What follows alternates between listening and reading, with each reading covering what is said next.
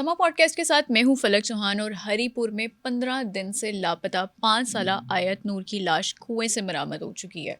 और ये पहला वाकया नहीं है जो पाकिस्तान में पेश आया। इससे पहले कसूर की ज़ैनब के साथ भी यही वाकया पेश आया था। इस हवाले से तफसीलात जानते हैं। हमारे साथ स्टूडियोज़ में मौजूद हैं ज़िशान बख्श, जो कि ब्यूरो चीफ है समा टीवी। ज़िशान साहब, इंतहाई अफसोसनाक वाकया, 5 साला बच्ची है आयत नूर और 15 दिन से लापता थी। क्या तफसीलात हैं, क्या वाकया पेश आया बच्ची के साथ? अच्छा देखें, ये खैबर पख्तूनख्वा का ज़िला है हरीपुर, उसका एक इलाका है पठान कॉलोनी, जहाँ पर आयत नूर के वालिदैन इस बच्ची के साथ रिहाइश पजीर थे। ठीक है। और अब से तकरीबन 15 रोज़ कबल ये बच्ची घर से मामूल के मुताबिक खेलते हुए बाहर निकलती है ठीक है। और लापता हो जाती है। जहाँ तक इसके वालिद का ताल्लुक़ है तो एक मिठाई की दुकान पे वो गालिबन काम करते हैं। ठीक है। और बड़ी एवरेज सी फैमिली है। इसको आप अगर सोशल मीडिया पे आपने भी देखा होगा कि इसकी वालिदा इस बच्ची के खिलौने लेकर 15 दिन तक ऑन एंड ऑफ अपने आंसू खुश करने की कोशिश करती रही। और आखिरी दिन और आखिरी वक्त जब तक उनको ये पता नहीं चला कि बच्ची उनकी अब इस दुनिया में नहीं है, तो उनके पास एक होप थी, एक उम्मीद थी। और मुतअद्दिद वीडियोस इसकी सोशल मीडिया पर भी मौजूद हैं। और जब इनके वालिद बार बार ये रो रहे हैं, करा रहे हैं, अपील कर रहे हैं कि मेरी बच्ची का कुछ पता करो। 15 रोज़ बहुत दिन होते हैं। बिल्कुल।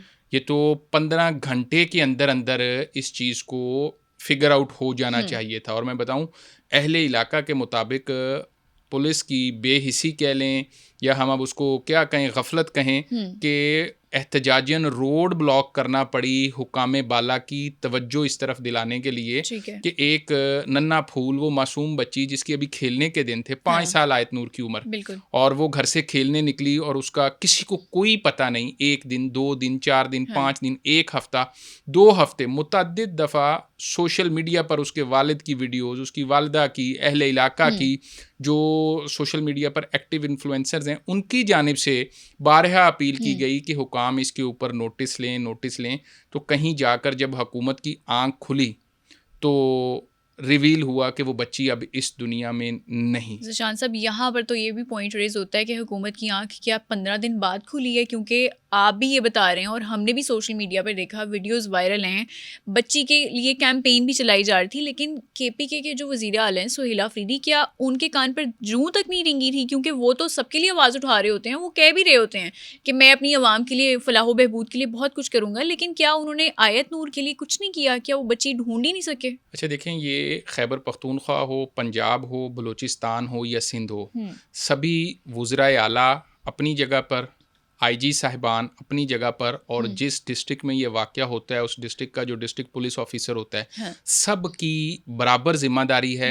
हमारे मुआशरे के अंदर वालिदैन की भी ज़िम्मेदारी है कि अपने बच्चों पर नज़र रखें, उन्हें किसी के साथ या अकेले बाहर ना जाने दें। अब जहाँ तक इस वाक़े का ताल्लुक़ है, तो इसके अंदर आप पर्टिकुलरली देखें कि इतना जब शोर मचा तो पुलिस ने इसकी तलाश शुरू की। तलाश के नतीजे में पता ये चलता है इब्तदाई तौर पर कि ये एक लड़के के साथ, इसको एक CCTV फुटेज में ये नज़र आती है कि उस बच्चे के साथ खेलती हुई ये खुश जा रही है। ठीक है। तो पुलिस जब कड़ी से कड़ी मिलाती है, और आपको पता है कि जब पंजाब पुलिस हो, KP पुलिस हो, सिंध हो या बलूचिस्तान की जब पुलिस तहैया कर लेना कि हमने कोई चीज़ फिगर आउट करनी है, हमने किसी केस को सॉर्ट आउट करना है, तो फिर वो कहते हैं कि ज़मीन की 7वीं तह से भी मुल्जिमान को ढूंढ लेते हैं और निकाल लेते हैं। लेकिन ज़िशान साहब, यहाँ पर जब तहैया किया KP पुलिस ने तो बहुत ज़्यादा देर हो गई। अब आपसे मेरा यही सवाल होगा, क्या आयत नूर के जो मुल्जिमान हैं उनकी निशानदेही हो चुकी है? और अगर निशानदेही हो चुकी है तो पुलिस मुल्जिमान तक पहुंची कैसे, गिरफ्तारी अमल में कैसे लाई गई? अच्छा देखें, इब्तदाई तौर पर ये आइडेंटिफाई हुआ है कि 5 नौजवान इसमें इन्वॉल्व थे। अच्छा। जिनमें से 3 को गालिबन बताया ये जा रहा है कि अब तक हिरासत में लिया जा चुका है। ठीक है। 2 लोग ताहाल पुलिस की गिरफ्त से बाहर हैं। ठीक है। उनकी गिरफ्तारी के लिए KPK के मुख्तलिफ इलाकों में छापे मारे जा रहे हैं। ठीक है। और जो मुल्जिमान पकड़े गए हैं उनकी तस्वीरें सोशल मीडिया पर मौजूद हैं। मुझे तो हैरत है, अंडर एज लगते हैं। हाँ।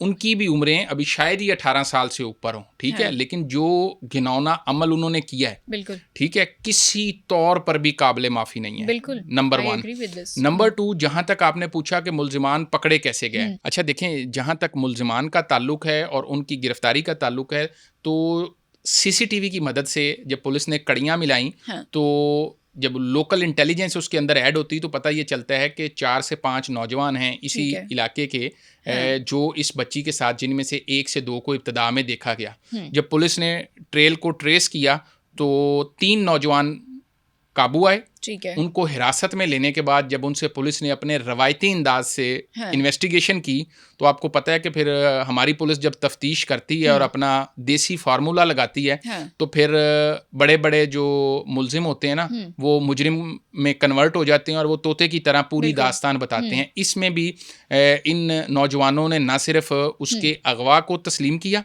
बल्कि अगवा के बाद उसके साथ ज़्यादती की, और इससे बड़ा जुल्म ये किया कि करीब ही यूनिवर्सिटी रोड पर वाक़या एक वेयर हाउस के कुएं के अंदर जाकर उसकी डेड बॉडी फेंक दी, और फिर पुलिस ने इन्हीं मुल्जिमान की निशानदही पर उस कुएं से जाकर उस बॉडी को रिकवर किया।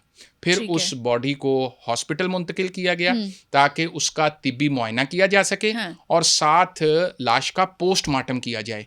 और ये वो 2 बुनियादी अंसर हैं जिनका होना ज़रूरी था कि मुल्जिमान की इन्वॉल्वमेंट को साबित करने के लिए कि क्या एक फ़र्द अकेला इन्वॉल्व है, 2 लोग थे, 3 थे, 4 थे, या 5 इन्वॉल्व हैं।